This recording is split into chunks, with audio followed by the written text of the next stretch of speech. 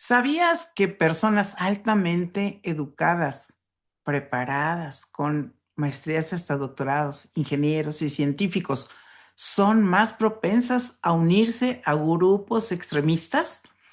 No es ignorancia, es algo mucho más profundo y peligroso. Imagina esto, un líder carismático te dice que eres elegido, que tienes un propósito divino, que el mundo está dividido entre buenos y malos y tú estás del lado correcto. Suena bien, ¿verdad? Suena reconfortante, pero hay un problema.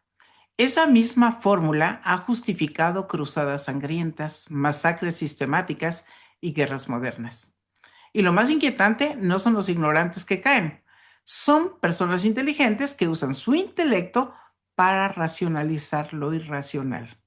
Y no tan solo eso, apoyarlos, impulsarlos y jalar a más gente. Hoy vamos a reflexionar sobre el fanatismo religioso. Así que prepara tu cafecito y acompáñame hasta el final.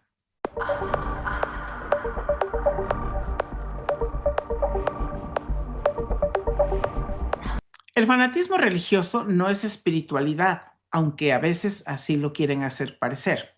Es una patología del poder que a lo largo de la historia, la creencia ciega en una verdad absoluta ha deshumanizado al prójimo, transformando crímenes en sacrificios y sufrimiento ajeno en aparentemente justicia divina. Pero aquí está una pregunta. ¿Cómo funciona esta maquinaria de manipulación? Bueno, pues empecemos por el perfil del manipulador. Este está vinculado con la tríada oscura. El narcisismo, maquiavelismo y psicopatía. Primero, grandiosidad y mesianismo. Se presentan como elegidos, intérpretes únicos de Dios. No son líderes, se sienten profetas. Segundo, falta total de empatía. El sufrimiento de los infieles o disidentes no les genera ningún remordimiento. Los ven como obstáculos para un plan superior. Procuran eliminarlos. Tercero, seducción y explotación. Detectan sus necesidades emocionales, generan dependencia y luego los descartan cuando ya no les sirven. Cuarto, se mantienen con un proceso de pensamiento dicotómico. Dividen el mundo en buenos, ellos son los buenos, y los malos son todos los demás.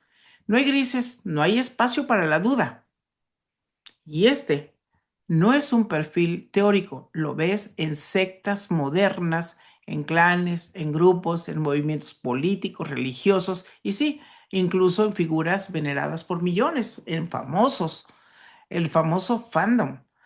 Cómo agreden por ejemplo, lo que pasó con Ángela y Casu, o lo que pasa con Gloria Trevi y su fandom versus contra las víctimas. Dos, ejemplos históricos y actuales. Vamos con datos concretos. Tres ejemplos que demuestran cómo la fe justificada se convierte en violencia. Uno, nacionalismo cristiano en la Casa Blanca. Líderes de la nueva reforma apostólica han usado el despacho Oval para justificar guerras como batallas espirituales para el Armagedón. El secretario de Defensa, Pete Hegseth, ha citado salmos para vincular la providencia divina con superioridad militar. Y luego, Paula White se llama, que es la mujer que fue a rezar y anda haciendo cosas ahí medio raras. Aquí lo vemos en el pequeño clip. Ejemplo 2. Las cruzadas. Bajo el grito de Dios lo quiere, la iglesia prometía remisión de pecados a quienes murieran combatiendo a musulmanes. El resultado, masacres de judíos y musulmanes, destrucción de centros culturales enteros. Ejemplo número 3. El terrorismo moderno, ISIS, Al-Qaeda, el martirio como recompensa, el asesinato de civiles como purificación, millones de desplazados, estados basados en terror absoluto, como el caso de Israel y Palestina. Da tristeza ver las imágenes de los niños de Palestina, como ha sido también los de Japón o como han sido los de tantos y tantos lugares donde han lastimado a tanto niño. Vietnam, muy fuerte, ¿no? Mismo patrón, diferentes épocas y siempre ciudadanos comunes pagando el precio. 3. ¿Por qué la gente cae? No es falta de educación. ¿Por qué la gente les cree? ¿Por qué la gente los sigue? Aquí viene lo incómodo, porque contrario a lo que creemos, la baja escolaridad no es el factor determinante. De hecho, estudios sobre ISIS y Al-Qaeda muestran una presencia inusualmente alta de ingenieros y científicos. ¿Por qué? Porque las personas con alta educación son mejores para racionalizar creencias absurdas. Usan su intelecto para fabricar defensas lógicas. Es el razonamiento motivado. Y nos preguntaremos, bueno, pero entonces, ¿por qué se suman? Porque buscan pertenencia. O sea, el ser humano, de verdad tenemos tantas fragilidades que una razón es buscar pertenencia. Se sienten aislados, el grupo les ofrece familia, identidad, ser parte de algo más grande, porque esos de muy lógicos, pues están en su propio mundo. La segunda causa es por tener cierta certidumbre en el caos. En crisis económica o política, el fanatismo ofrece una hoja de ruta clara. Si haces esto, Dios te salvará. Esa claridad alivia la ansiedad. ¿Por qué piensas, si son científicos ellos, por qué piensan en Dios, no? La tercera razón podría ser un significado y propósito. La vida cotidiana parece trivial. El manipulador te eleva a soldado de Dios, transformando una vida ordinaria en una épica espiritual. Es muy parecido a lo que hacen los del narco, ¿no? A los muchachos les ofrece como un momento de lujo. Y aquí el mecanismo más perverso, el secuestro del sistema de recompensa, que tiene que ver con la amígdala. Usan love bombing, que es bombardeo de amor, como reconocimiento, como wow, tú eres lo mejor, etcétera, etcétera. Lo podemos ver que hizo Donald Trump con sus dos eh, mujeres. De verdad, ellas mintieron tanto, eh, Pam Bondi y Christy Noem, le hicieron, quisieron hacerle toda la cobertura a Donald Trump y ahorita son desechables las dos. Qué fuerte, ¿no? Entonces, pues al principio con ese love bombing, no, y que es maravillosa y es que ya Claudia Sheinbaum porque no se la cree a Trump, pero así como que son maravillosas mujeres y no sé qué cosa. Y ahorita, desechables. Eso hace que inunden su cerebro de dopamina. Cuando cuestionas algo, retiran ese afecto. Si no estás de acuerdo, te segregan, generan abstinencia emocional y te sometes para recuperar la aprobación del guía espiritual o del jerarca. No es ignorancia, es una adicción psicológica. Pero, a ver, 4. ¿Por qué los defienden? Como el caso de la Madre Teresa. Una vez dentro, defienden al líder a capa y espada. Y también hay razones. Una es la disonancia cognitiva, admitir que el líder es un manipulador implicaría aceptar que fuiste engañado, que fuiste tonto o tonta. Para evitar ese dolor, la mente dobla la apuesta y defiende con más fuerza. Inventa cosas. La segunda causa es el hundimiento de costos. Te he dado mi dinero, mi vida, mi familia, mi reputación, y entre más sacrifica la gente, es más difícil que abandone. Hay que ver cómo muchas personas han hablado acerca de su salida de los testigos de Jehová o de cualquier otra religión, los que salieron del grupo este de la luz del mundo, que demandaron a Nazón. Y cuando salen sienten que se tienen que arriesgar a tirar todo, a soltar todo. Es duro. El 3 es el miedo al exilio. La duda es pecado. El miedo a ser expulsado los obliga a silenciar su propia lógica. Y como caso emblemático tenemos a la Madre Teresa de Calcuta. Hace mucho tiempo yo me empecé a cuestionar por qué hay tan poquitas fotos de la Madre Teresa. Ya pues me enteré que la foto así que se ve como iluminada, pues fue un truco fotográfico y que hay mucha investigación de las cosas que hizo, ¿no?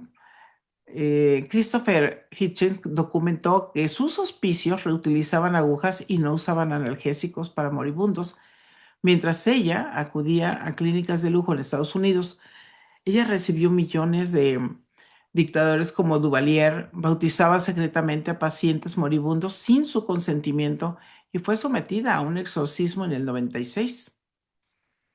Pero ¿por qué millones la defienden? Por disonancia cognitiva, incluso la siguen poniendo porque la canonizaron, porque se llevaba con Juan Pablo II, igual que Marcial Maciel. Entonces la iglesia los ampara. Aceptar que un referente de bondad pura tiene sombras implicaría cuestionar nuestra propia brújula moral. Y el marketing de la santidad es súper fuerte. Hace que cualquier crítica sea vista como un ataque al bien. Estás atacando a Dios, cosa que es falsa. Y ya para ir cerrando, fíjense que yo me quedo pensando en ese fanatismo religioso, cómo prospera. Y cuando prospera el fanatismo, el fandom, como le llaman ahora, pues muere la razón. No se piensa. No por falta de datos, sino por una necesidad emocional de creer en algo que trascienda la lógica humana, incluso si eso significa ignorar el sufrimiento real de los demás. Los líderes religiosos no son tan diferentes a los influencers ahora o a figuras famosas. Todo el hate que le han echado a Ángela y defendiendo acaso unas o al revés, ¿no? Y es muy de llamar la atención que a quién defienden y a quién insultan. ¿Por? Y a los culpables los dejan ahí. A los principales culpables los dejan a un lado ni los toman en cuenta. ¿Tú has defendido a alguien así por una idea que dices yo me muero en la raya? ¿Has ido a insultar en redes? Porque sí. ¿Cuántas veces has defendido una idea o un líder o un famoso o una institución no por evidencia, que no tenías las pruebas, aunque creías que las tenías, sino porque admitir que estabas equivocado o equivocado, crees que sería muy fuerte o te dolería? Déjame tu reflexión en los comentarios, porque la verdad es que a mí me gusta dialogar con ustedes, que le piensen, que lo compartan, que se suscriban y que estemos analizando, vayamos creciendo poco a poco como comunidad, pero que le demos vuelta aquí, que nos gire la piedra. Me quedo pensando en el fanatismo religioso, porque el fanatismo o el fandom prospera cuando la razón muere, cuando la racionalidad se agota.